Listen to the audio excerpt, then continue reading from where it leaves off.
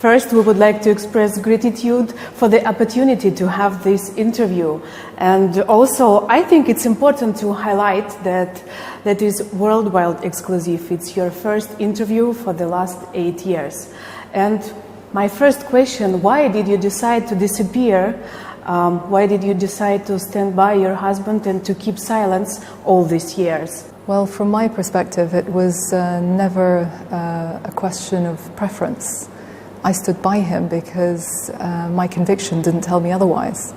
As for the publicity, I've never been one to chase it, so I couldn't really answer your question. Okay, let's start from the Syria before the war. What do you remember about this country? Well, Syria before the war was undergoing considerable change in many areas. Examples included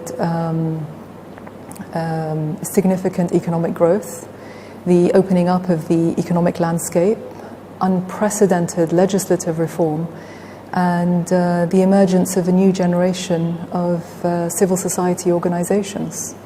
Now, in spite of this progress, no doubt many challenges remained, not least in terms of insufficient economic opportunities for a young population, the unequal distribution of income, the unprecedented consequences of a drought that Syria had never seen before, as well as the influx of over 1 million Iraqi refugees.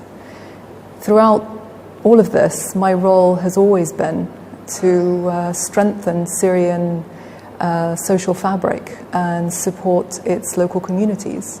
And more specifically, this translates to promoting initiatives that encourage inclusive economic growth, primarily through microfinance initiatives, working with civil society organizations to make them stronger, and working with young people to ensure that they have the right skills and abilities and opportunities so that they can reach their full potential. Being the First Lady comes with many responsibilities. I would like to know about your goal at the beginning of this important way. Well, I'm not sure if you know, but I used to be an investment banker. I was heading to Harvard to do an MBA. So you could say that becoming First Lady was never a part of my career plan. This position doesn't come with a job description or a manual. And so I decided to approach it from a citizen's perspective. What could I do to make my country stronger and fairer? And from the very beginning, I was drawn to helping empower people that work very, very hard every day, often with limited resources, to make the best of their lives. Meeting these people, listening to their stories, and seeing for myself the difference that they make in their communities afforded me the opportunity to draw attention to their cause and help create a more enabling environment for them to thrive. You established many important programs as microfinance, as scientific Olympiad, as youth empowered. What priorities has changed?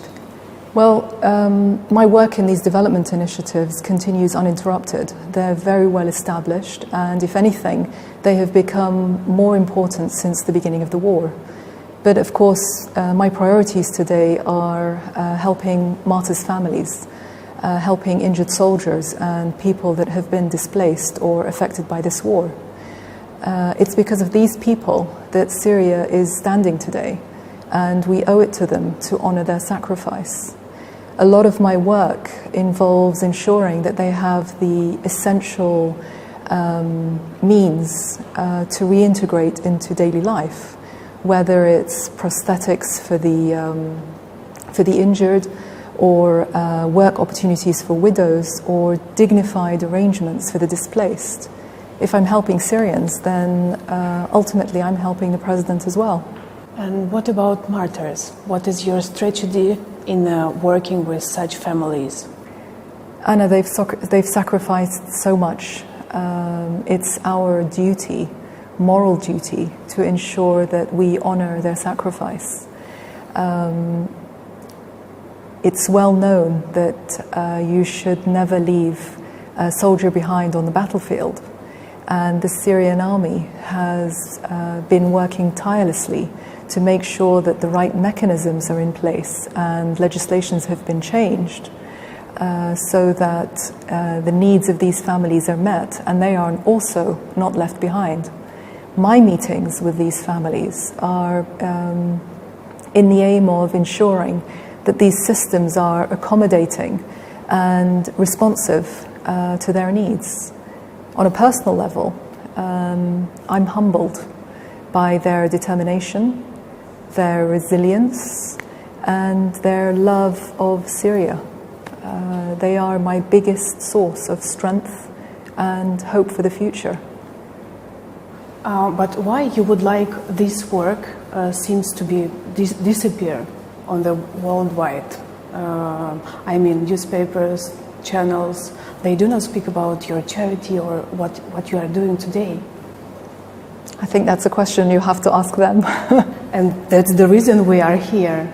So we spent a week with you, working hard, and we saw you during meeting with different peoples. Let's start from your visit in the hospital. What do you feel deeply inside when you are meeting with wounded soldiers? I could tell you that I feel pain and sadness, but a lot of other people would say that as well.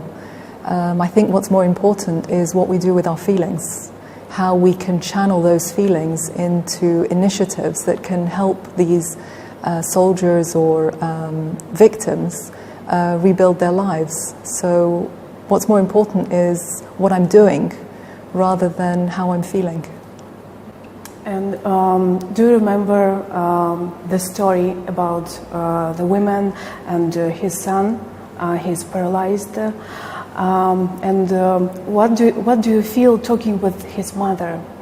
What do you able to confirm her?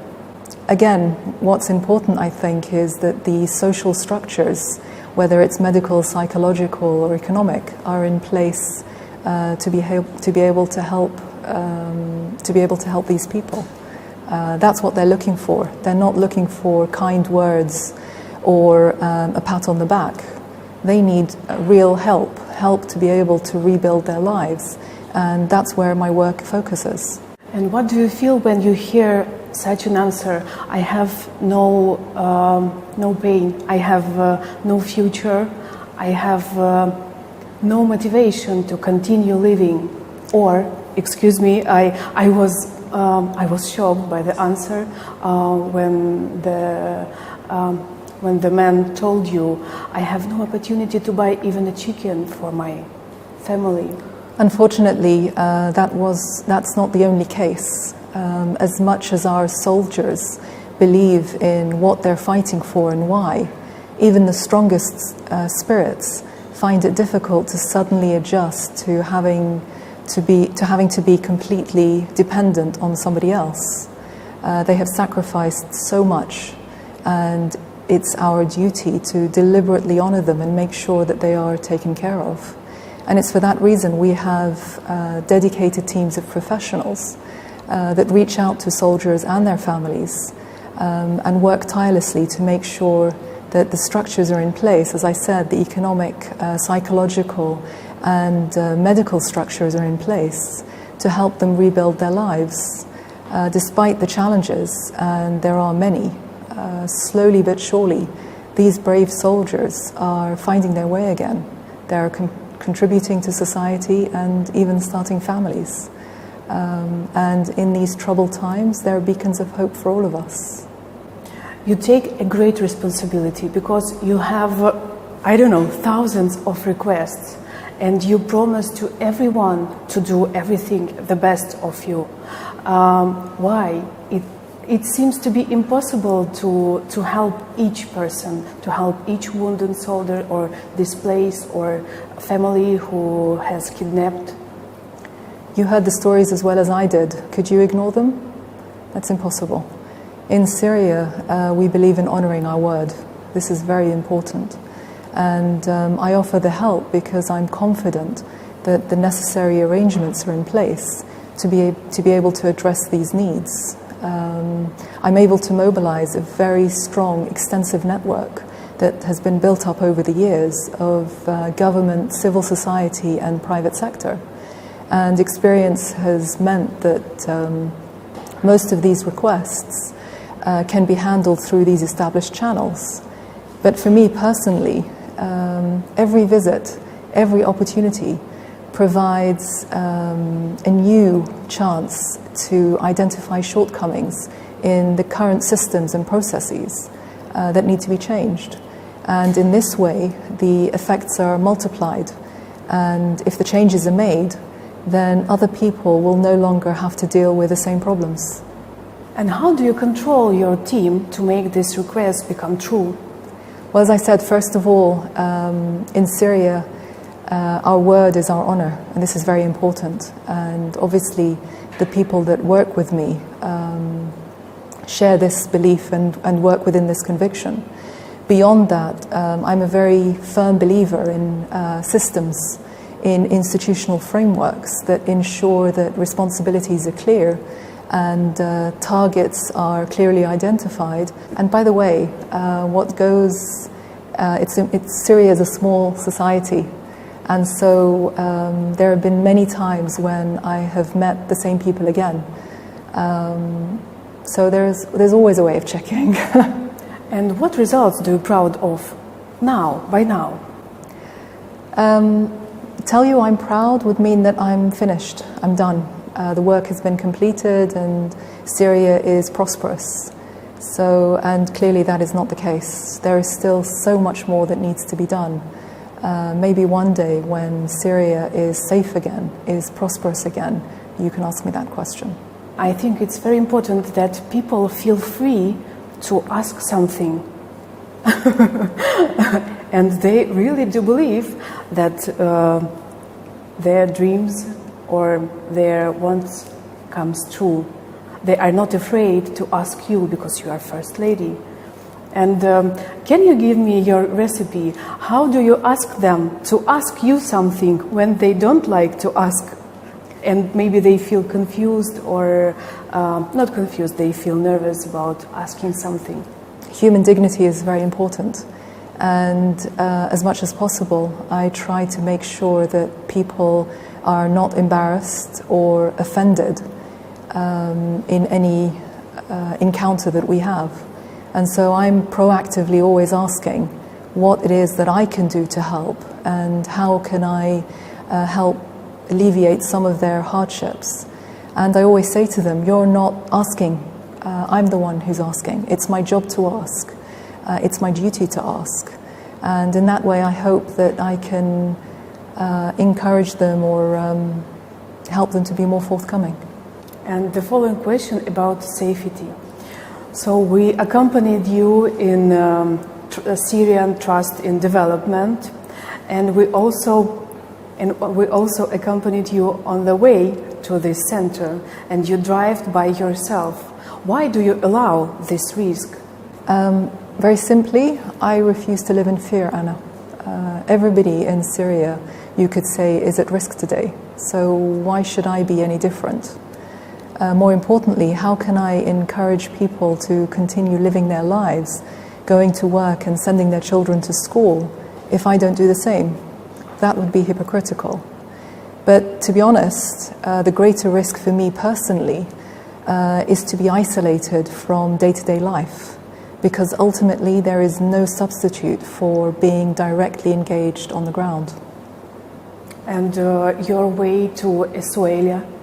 We know that one piece of this route was greatly dangerous because from the one side there was territory that is under Daesh control, from the other side they're also under terror control.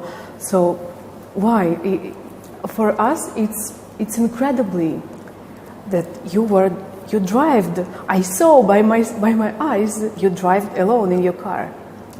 I do appreciate your concern, but from my perspective, these are Syrian women, mothers and daughters, each in their own way trying to deal with the hardships that have been brought about by this war. And crisis or no crisis, my interest is always to extend help to those who need it. And this is a priority above all other considerations. I continue to insist that I remain as accessible and approachable as possible because, again, there is no replacement for human interaction. It's how I learn and it's how I'm able to make a difference. You're constantly exploring the country despite this risk, and you met with the people a lot. And what mood do you meet? What do they talk about? What do they ask you? Conversations vary. There are stories of courage and resilience, stories of tragedy and hope, but always, the bigger question on everybody's mind is when will Syria be safe again? When can we go home? Since the first meeting with Mr. President and after all these years you are together, is he the same person as you once decided to marry? In many ways, yes. He is the same person I met before he became president. He's very calm. He's very thoughtful and always polite. But probably one of the best things about him is that he is so easy to talk to. You can talk to him about anything and everything, and that's great. And how does difficult military tasks or other difficulties of nowadays influenced him? Well, of course, the responsibilities are much greater than before. The burden is tremendous. And that is where all his energy is focused and the majority of his time. But one of the things I admire as well about him is that despite these burdens and the demanding schedule that he has, he always tries to make some time for his family, especially our 3 young children. He takes his role as a father very seriously. He's a very giving man. Mm-hmm. And what about you? What principally changed in you during these difficult times? I'm no different to many other people in Syria, Anna. My family has been affected just as any other family in Syria. We are constantly moved and saddened by the tragedies that this country faces on a daily basis. And after 5 years of war, I think it goes without saying that in every home in Syria, there is a sadness that pervades, and ours is no different. And how did your family cope with the tragic loss? I mean, brother-in-law of Mr. President. Well, as all families cope, there is not a family in Syria that has not lost a loved one. Today, parents are attending the funerals of their children rather than their weddings. Grandparents are having to come out of retirement to help care for their grandchildren. And the number of single-parent families multiplies every single day. Some have lost 4, 5, 6 or more members. And that is a huge burden on the whole of society. So when you put our loss into perspective, it's by no means unique, and it doesn't deserve to be singled out. We cope. How do other people cope? We persevere. We continue. Okay. The day when the Ministry of Defense was attacked, do you remember this day? Both you and Mr. President continue with your agenda, and what was more surprisingly for us, that you take your children to the school. Why? It's once again I have to ask the question about the risk. The incident you refer to was in 2012, so quite early on in the crisis. At the time, my eldest was 10 and the youngest was no more than 7. So understandably, they were all frightened. The sound of gunfire was very close by. But the morning of that attack, I knew that this was going to be one of the most profound moments of their childhood. My instinct at the time, and I remember the day very, very vividly, as if it was yesterday. My instinct at the time was definitely not to run or to hide. And when I called the school and was told that they were open as usual, the decision was made. As I was walking my children to school, my youngest asked me whether I loved him. But let me tell you that I walked my children to school that day, not because I wanted to put them at risk, but because I wanted them to know what it meant to face down their fears and stand up for their convictions. And we know that this vacation they spent being volunteers. What was their impressions? If they share with you, of course. Of course. Today, Anna, two of them are no longer children. They're teenagers. But unfortunately, like the majority of their generation, most of their childhood has been spent in a war. This has forced them to grow up too quickly. But I like to feel that it's also helped them appreciate what really matters in life. And so almost every day, they'll come home with stories to share and questions to ask. And as you can imagine, I'm no longer the one setting the topic of conversation or determining what information they have access to. Sometimes they're angry and frustrated, sometimes they're sad. I believe it's my role as a mother to help them develop the skills that they'll need to formulate their own opinions and navigate the world around them, as opposed to telling them what they should be thinking or how they should be feeling. And ultimately, if I'm successful, they'll grow up to be independent thinkers. And how did sanctions influence, first of all, the Syrian people and you as family? Well, I don't think it's a secret to anyone that the sanctions on Syria today have affected Syrian people in very much the same way as the sanctions in the 90s affected socially, seriously and mortally the Iraqi people. The only difference is that today nobody can claim, and especially those that enforce the sanctions, they cannot claim that they did not foresee the consequences on ordinary Syrian people. You have to ask yourself, where is the benefit of sanctioning basic food commodities? Where is the benefit of blocking vital access to medicines and healthcare equipment?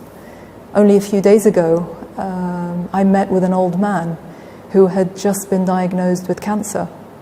And he was worried that he was not able to get the treatment that he needed because the chemotherapy was no longer available. That's what these sanctions are doing to ordinary people. And this is only one example. In fact, just a few weeks ago, I think it was actually last week, the UN released a report that cited the significant increase in poverty and the unmeasurable suffering to ordinary Syrians as a result of these sanctions. What's most ironic is that they were imposed by the so-called Friends of Syria. What this report doesn't tell us, Anna, is that the situation would have been much, much harder had it not been for Syria's true friends who have stepped in and helped offset some of the political and economic consequences of these sanctions.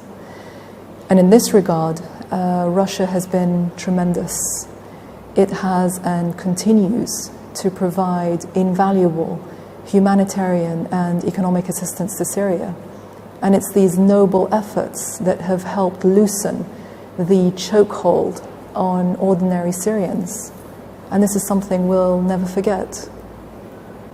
I think as for the sanctions targeting me specifically, They are, I don't think they are significant, especially when you put things into perspective.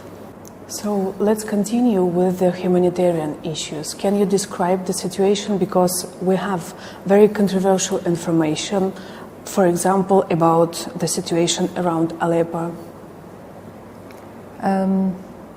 Much has been said about the humanitarian situation in Syria, but in truth, the severity of the situation is beyond comprehension. The displacement, the poverty, the sickness, the suffering is possibly unprecedented. Ironically, Western media organizations have chosen to solely focus on the plight of refugees and those caught up in rebel-held areas, whereas in fact the vast majority of people displaced are living across the rest of the country. And these people, as much as anybody else, matter. And nobody has the right to dehumanize them based on the lines of a map. Now, in terms of our aid efforts, we are of course extending emergency humanitarian assistance, but there's also an urgent need to restore people's ability to access public services. And this is very, very important. Beyond this, there are programs that are in place that offer psychosocial services, vocational training, and small interest-free loans. Educational support is also provided to children who are struggling or have been out of school for a long period of time. Ultimately, our mission is to ease the dislocation and to remove the indignity that these people have had to endure. And we must continue to do this to the very best of our ability with all the resources we have available to us. I would like to ask about your reaction on different criticism from European press or US press. What do you feel during you read these articles or you see some TV sets? What do you feel? What do you would like to tell the people who target you? Well, first of all, I think it's to be expected. It's part of the position, or it comes with the territory, as they say. Even as this interview wraps up, it's almost certain that I will be subjected to some pretty harsh criticism by certain people or media organizations that are only interested in portraying me in a negative or even superficial manner. That's their agenda, and there is nothing I can do about it. I think these comments are primarily used to test who we are as individuals. And if you do not remain grounded when you hear the positive, you're more than likely to fold when you hear the negative. You may remember also that at one stage I was the Desert Rose, the elegant First Lady bringing reform, and so forth.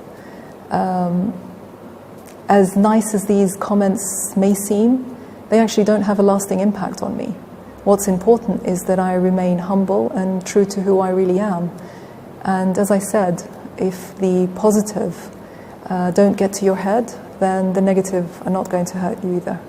Okay, and what is about the future? How do you imagine and how do you would like Syria to be as soon as possible? Syria comprises of land that has been continuously inhabited for a very long time. Over thousands of years, this soil has been exposed to dozens of wars and invasions, and some areas were completely destroyed. I know that Syria can and will rebuild itself. What's important is that we tackle the internal and external factors that fueled and prolonged the war. We owe this to future generations. As Syrians, we've always prevailed, and this period in our history is no different. It is known or often said that Syria means rising sun, and Syrians will rise again, that I can assure you. And the last question, during all the war times, you didn't flee the country. Did someone recommend you to flee to save your life, and what was your response? Well, you're right on both counts. First of all, I've been here since the beginning, and I never thought of being anywhere else at all. And secondly, yes, I was offered the opportunity to leave Syria, or rather to run from Syria. These offers included guarantees of safety and protection for my children, and even financial security. It doesn't take a genius to know what these people were really after. It was never about my well-being or my children. It was a deliberate attempt to shatter people's confidence in their president. And suffice to say, these offers were foolish and not even made by people who were Syrian. And what was the most harmful incident during this war? Maybe it was the story of people in the village of Zara, or maybe it was the story of this child named Omran Dakniesh. Let me phrase the question slightly differently. Why was the fate of the children in Zara not given the same media coverage as the tragedies of Aylan and Omran? The Western media decided to focus on these tragedies because it suited their media agenda. It's actually the West that is dividing our children in this conflict according to the political beliefs of their parents. Aylan was a Syrian child, irrespective of what his parents believed, as was Omran and the other innocent children in the Zara village massacre. These are all children. They are all innocent children. And they are all a loss to Syria, irrespective of which side of the conflict we support. And as a Syrian, I am personally saddened by the loss of every single child, whether it's Aylan or Omran or the many, many others whose names did not reach Western headlines. Ultimately, humanitarian aid should not be determined by geography, political orientation, or religious belief. It cannot be allowed to be driven by political agendas. So thank you for this meeting, really. Thank you for coming.